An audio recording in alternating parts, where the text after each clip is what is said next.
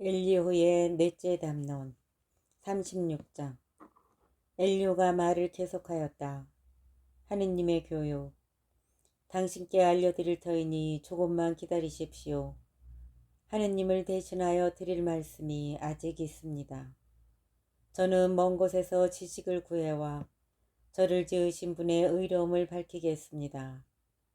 참으로 제 말은 거짓이 아니며 당신 곁에 이 몸은 완전한 지식을 갖추었습니다. 사실 하느님은 위대하신 분이시지만 아무도 업신여기지 않으시고 분별력이 뛰어나신 분이십니다. 악인은 살려두지 않으시고 가련한 이들의 권리는 보장하십니다. 의인에게서 당신의 눈을 떼지 않으시고 늘 임금들과 함께 왕자에 앉게 하시어 그들을 존귀하게 만들어 주십니다. 그러나 그들이 사슬에 묶이고 고통의 굴레에 얽매이면 그들이 저지른 것을 알려주십니다. 그들의 죄악들을 또 교만하게 행동하였음을 교훈을 듣도록 그들의 귀를 열어주시고 악행에서 돌아서라고 명령하십니다. 그들이 순종하여 그분을 섬기면 자기의 나날을 행복 속에서 자기의 해들을 즐거움 속에서 마칩니다. 그러나 순종하지 않으면 죽음의 수로를 건너게 되고 깨달음 없이 숨을 거두게 됩니다. 마음이 불경스러운 자들은 화를 품어 그분께서 그들을 얽매시어도 도움을 청하지 않습니다. 그들의 목숨은 한창 때에 그들의 생명은 수치 속에서 다해갑니다. 그러나 그분께서는 가련한 이를 그 고통으로 구하시고 재앙으로 그 귀를 열어주십니다. 욥에 대한 경고. 그분께서는 당신도 재난의 악에서 끌어내셨습니다. 거칠 것 없이 넓은 곳으로 당신의 아늑한 식탁은 기름진 음식으로 채워졌습니다. 그러나 당신은 악인에 대한 심판에 사로잡혀 있습니다. 심판과 재판이 당신을 붙잡고 있는 것입니다. 진노가 넘친다 하여 반항으로 이끌리지도 속전이 넉넉하다고 하여 현혹되지도 말아야 합니다. 어려움도 온갖 애씀도 없이 얻은 당신의 부가 무슨 소용이 있겠습니까? 밤을 갈망하지 마십시오. 백성들이 제자리에서 사라지는 때입니다. 조심하여 악행으로 기울지 마십시오. 그것을 고통보다 더 좋아하시는 것 같군요. 보십시오. 하느님은 당신 권능으로 숭고하신 분. 누가 그분 같은 스승이 될 수 있습니까? 누가 그분께 길을 지시하였으며 누가 당신은 불의를 저질렀소 하고 말하였습니까? 명심하여 그분의 업적을 칭송하십시오. 사람들이 노래한 그 업적을 모든 사람이 그것을 보아왔고 인간이면 그것을 멀리서도 볼 수 있답니다. 가을의 주님, 보십시오. 하느님께서는 우리가 깨달을 수 없이 위대하시고 그분의 횟수는 헤아릴 수 없답니다. 그분께서 물기를 뽑아 올리시니 안개에서 비가 걸러진답니다. 구름이 흘러내리면 수많은 사람들 위로 떨어집니다. 진정 누가 구름의 넓이를 그분 거처의 내성을 깨달을 수 있습니까? 보십시오. 그분께서는 당신 둘레에 빛을 퍼뜨리시고 바다의 밑바닥을 덮으십니다. 이것들로 민족들을 다스리시며 양식을 풍성히 베푸십니다. 당신 손바닥에 빛을 채우시어 표적을 향하여 내던지십니다. 그분의 천둥은 그분의 현존을 선포합니다. 그분은 불의를 거슬러 분노를 터뜨리시는 분이십니다. 37장. 겨울의 주님. 이 때문에 나의 심장은 떨다 못해 제자리에서 퉁겨나려 하는군요. 그분의 커다란 소리를 귀담아 들으십시오. 그분 입에서 터져 나오는 포효를 그분께서는 그것을 온 하늘 아래로 울려 퍼지게 하시고 당신의 빛을 세상 가장자리까지 비치게 하십니다. 그 빛에 이어 소리가 터지니 당신의 장엄한 소리로 울리시는 천둥입니다. 그분의 소리가 들릴 때마다 번개들이 멈추지 않습니다. 하느님은 당신의 소리로 신비로이 천둥치게 하시는 분, 우리가 깨달을 수 없는 위대한 일들을 하시는 분이십니다. 그분께서는 눈에게 땅에 내려라 명령하시고 큰 비에게는 세차게 내려라 명령하십니다. 모든 사람의 일손을 막으시니 모든 인간이 그분의 일을 깨닫게 하시려는 것입니다. 그러면 짐승들은 은신처로 들어가 보금자리에 몸을 누입니다. 폭풍은 곳집에서 불어오고 추위는 북풍과 함께 옵니다. 하느님의 입김에서 얼음이 나오고 넓은 물은 얼어서 단단하게 됩니다. 그분께서는 먹구름을 물기로 가득 채우시고 번개구름에서 빛을 흩으십니다. 그것들은 사람 사는 세상 어디든 그분께서 자기들에게 명령하신 일을 이루려고 그분의 주의에 따라 그 둘레를 돕니다. 형벌을 위해서건 당신의 땅을 위해서건 은혜를 위해서건 그분께서는 그것을 들어맞게 하십니다. 여름의 주님, 욥이시여 이것에 귀를 기울이십시오. 잠깐 멈추고 하느님의 놀라운 업적을 살펴보십시오. 하느님께서 그것들을 어떻게 통솔을 하시는지, 당신 구름에서 어떻게 빛을 번쩍이게 하시는지 당신은 아십니까? 구름이 어떻게 두둥실 떠 있는지 아십니까? 완전한 지식을 갖추신 분의 신비로운 업적을 당신은 아십니까? 남풍으로 땅이 숨죽일 때 자기 옷조차도 뜨겁게 느끼시는 당신이 그분과 함께 하늘을 펴실 수 있단 말입니까? 부어 만든 거울처럼 단단한 저 하늘을 그분께 무엇라 말씀드려야 할지 우리에게 가르쳐 보십시오. 우리야 어두워서 아무것도 내놓지 못하는 처지가 아닙니까? 제가 이야기하고 싶다고 그분께 여쭈어야 하겠습니까? 대관절 누가 파멸하고 싶다고 말한 적이 있단 말입니까? 하느님의 광채, 이제 바람이 불어 하늘을 맑게 하고 거기에 빛이 밝게 비추면 사람들은 그것을 똑바로 볼 수 없습니다. 북녘에서 금빛살이 솟아오르니 두려운 위험이 하느님을 둘러싼답니다. 전능하신 분, 우리는 그분을 찾아낼 수 없습니다. 권능과 공정이 뛰어나신 분, 정의가 넘치시는 분, 그분께서는 억누르지 않으십니다. 그래서 사람들은 그분을 경외합니다. 그분께서는 스스로 지혜롭다는 자는 아무도 거들떠보지 않으십니다. 주님의 말씀, 주님의 첫째 말씀, 38장. 주님께서 욥에게 폭풍 속에서 말씀하셨다. 내가 누구냐? 지각 없는 말로 내 뜻을 어둡게 하는 이 자는 누구냐? 사나답게 내 허리를 동여매어라. 너에게 물을 터이니 대답하여라. 땅의 주제자, 내가 땅을 세울 때 너는 어디 있었느냐? 네가 그렇게 잘 알거든 말해보아라. 누가 그 치수를 정하였느냐? 너는 알지 않느냐? 또 누가 그 위에 줄을 쳤느냐? 그 주춧돌은 어디에 박혔느냐? 또 누가 그 모퉁이돌을 놓았느냐? 아침 별들이 함께 환성을 지르고 하느님의 아들들이 모두 환호할 때 말이다. 바다의 주제자, 누가 문을 닫아 바다를 가두었느냐?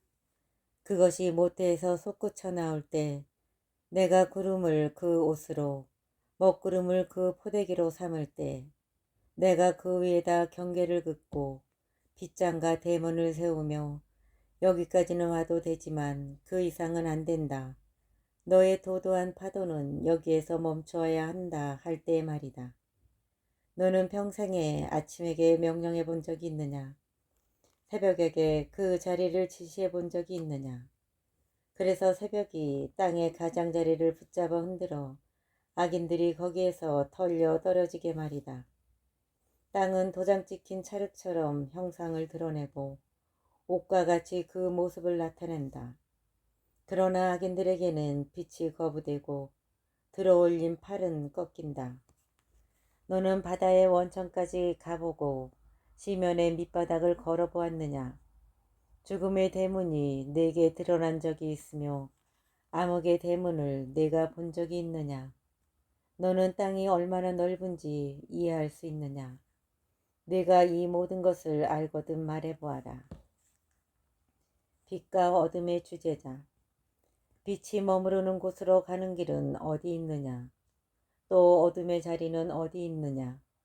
내가 그것들을 제 영토로 데려갈 수 있느냐? 그것들의 집에 이르는 길을 알고 있느냐? 그때 이미 내가 태어나 이제 오래 살았으니 너는 알지 않느냐? 기후의 주제자. 너는 눈 곳간에 들어간 적이 있으며 우박 곳간을 본 적이 있느냐? 내가 환난의 때와 동난과 전쟁의 날을 위하여 저장해 둔 것들을. 빛이 갈라지는 길은 어디 있느냐? 새바람이 땅 위에서 흩어지는 그 길은. 누가 큰 비를 위하여 수로를 깎아 텄으며 내성 번개를 위하여 길을 놓았느냐? 인간이 없는 땅, 사람이 살지 않는 광야에 비가 내리고 황폐하고 황량한 광야를 흠뻑 적시며 풀밭에 싹이 트게 하려고 누가 길을 놓았느냐? 비에게 아버지가 있느냐? 또 누가 이슬방울들을 낳았느냐? 누구의 모태에서 얼음이 나왔느냐? 또 하늘의 서리는 누가 낳았느냐? 물이 돌처럼 단단해지고 시면의 표면이 얼어붙을 때 말이다. 하늘의 주제자. 너는 묘성을 끈으로 묶을 수 있느냐? 또 오리온 자리를 매단 밧줄을 풀 수 있느냐? 너는 별자리들을 제 시간에 이끌어내고 큰 검자리를 그 아기 별들과 함께 인도할 수 있느냐? 너는 하늘의 법칙들을 아느냐? 또 내가 땅에 대한 그의 지배를 확정할 수 있느냐? 너는 구름에게 호령하여 큰 물이 너를 뒤덮게 할 수 있느냐? 내가 번개들을 내보내서 그것들이 제 길을 가며 너에게 예 알았습니다 하고 말하느냐? 누가 따오기에게 지혜를 내렸느냐? 또 누가 수탉에게 슬기를 주었느냐? 누가 구름들을 지혜로 헤아릴 수 있느냐? 또 누가 하늘의 물통을 기울일 수 있느냐? 먼지가 덩어리로 굳어지고 흙덩이들이 서로 달라붙은 때의 말이다. 동물 세계의 주제자. 너는 암사자에게 먹이를 사냥해 줄 수 있으며 힘센 사자의 식욕을 채워줄 수 있느냐? 그것들이 보금자리 속에 웅크리고 있거나 덤불 속에 숨어 기다리고 있을 때의 말이다. 누가 까마귀에게 먹이를 장만해 주느냐? 새끼들이 하느님에게 아우성치며 먹을 것 없이 헤매 돌아다닐 때의 말이다. 39장. 너는 바위 사냥이 해산하는 시간을 알며 사슴이 상고를 치르는 것을 살펴보았느냐? 너는 그것들이 만삭이 되는 때를 셈할 수 있으며 해산하는 시간을 알 수 있느냐? 그것들이 몸을 구부려 새끼들을 낳고 뱃속에 든 것들을 내보내면 그 어린 것들은 들판에서 튼튼하게 자라 떠나가서는 어미에게 다시 돌아오지 않는다. 누가 들나귀를 자유롭게 놓아주었느냐? 돌나귀의 굴레를 누가 풀어주었느냐? 내가 광야를 그의 집으로 소금 땅을 그의 거처로 삼아주었다. 그것은 성읍의 소란을 비웃고 몰입꾼의 고함을 듣는 일 없이 제 목초주인 산들을 기웃거리며 온갖 풀을 찾아다닌다. 들소가 너를 섬기려 하겠느냐? 네 구유 옆에서 밤을 지내겠느냐? 너는 밧줄로 들소를 고랑에다 맬 수 있느냐?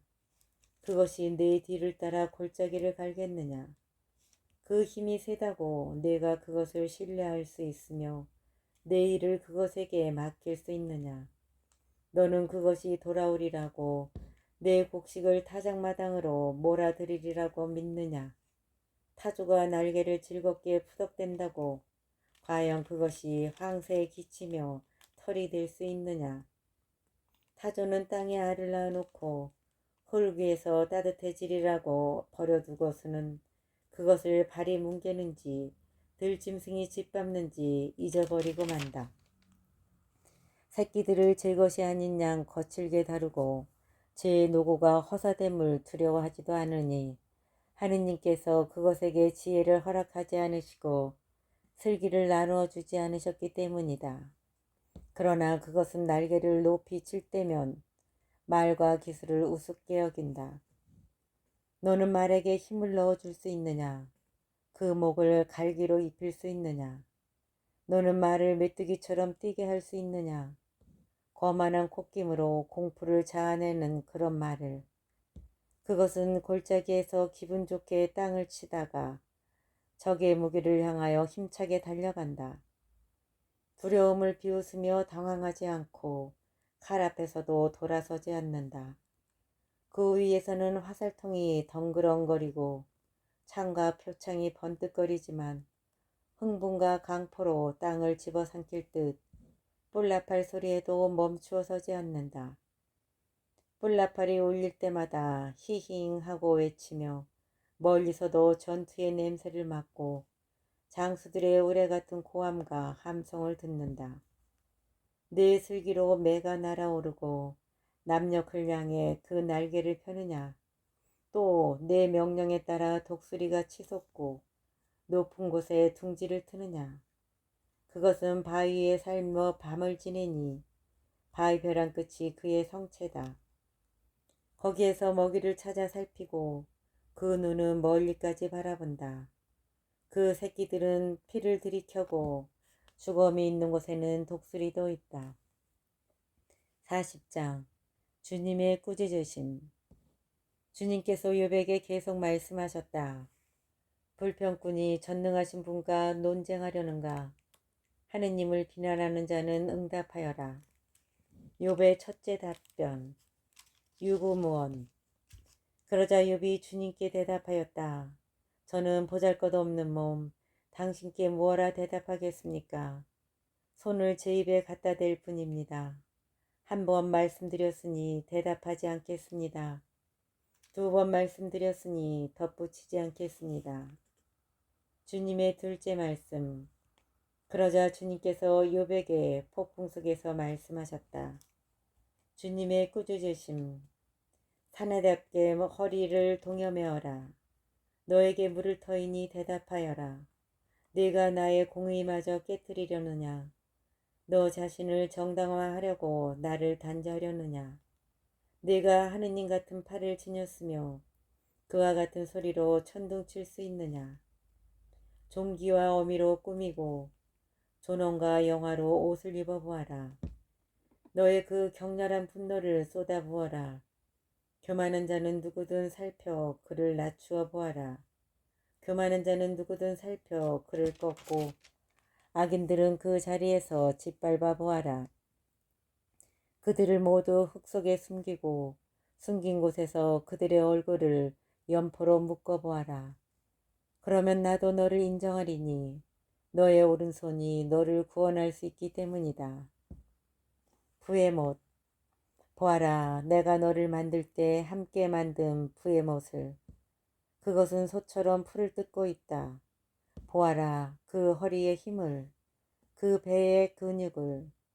꼬리는 삼나무처럼 쭉 뻗고 허벅지의 힘줄들은 얽혀 있으며 뼈는 구리통 같고 갈비는 새 방망이 같다. 그것은 하느님의 첫 작품, 동료들의 우두머리로 만들어졌다. 산들이 그에게 소출을 바치니 들의 모든 짐승이 곁에서 뛰논다. 그것은 연나무 및 갈대와 늪으로 된 은신처에 엎드려 있다. 연나무는 그것을 그늘로 가려주고 냇가의 버두나무는 그것을 에워싸준다. 보아라, 강물이 소용들이 쳐도 그는 즐겁하지 않고 요르단강이 제 입가지에 솟구쳐와도 태연하다. 그것이 눈을 뜨고 있는데 잡을 수 있으며 올가미로 그 코를 꿰일 수 있겠느냐. 레비아탄. 너는 갈고리로 레비아탄을 낚을 수 있으며 줄로 그 혀를 내리누를 수 있느냐? 너는 골풀로 그 코를 꿰일 수 있으며 고리로 턱을 깨뜨릴 수 있느냐? 그것이 너에게 애걸복걸하며 내게 유순하게 말을 하겠느냐? 너는 그것과 계약을 맺어 평생 종으로 부릴 수 있느냐? 너는 그것을 새처럼 놀이개로 삼을 수 있으며 내 계집아이들을 위하여 끈으로 묶을 수 있느냐? 상인들이 그것을 놓고 흥정을 벌이고 장사꾼들이 그것을 나누어 가질 수 있느냐? 너는 그 살가 죽을 창으로 그 머리를 온통 물고기 작살로 채울 수 있느냐? 손을 그 위에 얹어라도 보아라. 그것과 싸울 생각을 하면 다시는 손도 대지 못한다. 41장. 보아라, 사람이 그것을 잡을 수 있다는 희망은 환상일 뿐 보기만 해도 놀라 넘어진다. 그것을 흥분시킬 만큼 대담할 자 없는데 하물며 그 누가 내 앞에 나설 수 있느냐. 하늘 아래 모든 것이 다 내 것인데 갚으라고 외치며 나에게 맞서는 자가 누구냐. 그것의 다리 이야기를 어찌 빼놓을 수 있겠느냐. 그 힘과 빼어난 모습을 어찌 말하지 않을 수 있겠느냐. 누가 그것의 겉옷을 벗길 수 있느냐. 누가 그 갑옷을 꿰뚫을 수 있느냐. 그 이빨 둘레에는 공포가 서려 있는데 누가 그 입을 열어 젖힐 수 있느냐.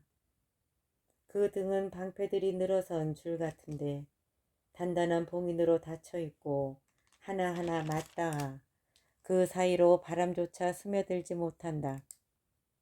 그것들은 서로 굳게 붙고 꼭 끼어 있어 떨어지지 않는다. 그것의 재채기는 빛을 뿜고 눈은 여명의 햇살 같다. 입에서는 햇불들이 뿜어나오고 불꽃들이 튀어나오며 콧구멍에서는 골프를 떼어 김을 내뿜는 단지처럼 연기가 쏟아진다.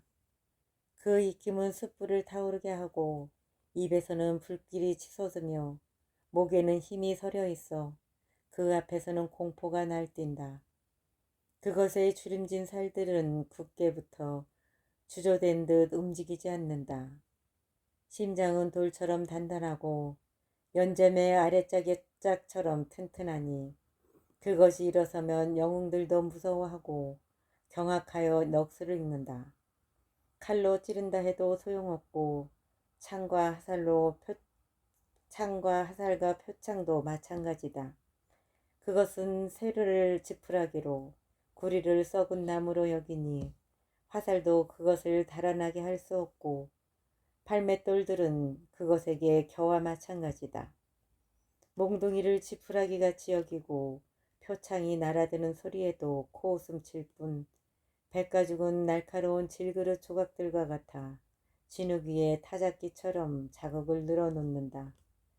그것은 해심을 가마솥처럼 끓게 하고 바다를 고약 끓이는 냄비같이 만들며 빛나는 길을 뒤로 남기며 나아가니 큰 물이 백발처럼 여겨진다. 땅 위에 그와 같은 것이 없으니 그것은 무서움을 모르는 존재로 만들어졌다. 높은 자들을 모두 내려다보니 그것은 모든 오만한 자들 위에 군림하는 임금이다. 욥의 둘째 답변 42장. 그러자 욥이 주님께 대답하였다. 하느님 체험과 고백. 저는 알았습니다. 당신께서는 모든 것을 하실 수 있음을. 당신께는 어떠한 계획도 불가능하지 않음을. 당신께서는 지각 없이 내 뜻을 가리는 이자는 누구냐 하셨습니다. 그렇습니다. 저에게는 너무나 신비로워 알지 못하는 일들을 저는 이해하지도 못한 채 짓거렸습니다. 당신께서는 이제 들어라, 내가 말하겠다. 너에게 물을 터이니 대답하여라 하셨습니다. 당신에 대하여 귀로만 들어왔던 이 몸, 이제는 제 눈이 당신을 배웠습니다. 그래서 저 자신을 부끄럽게 여기며 먼지와 잿더미에 앉아 참회합니다.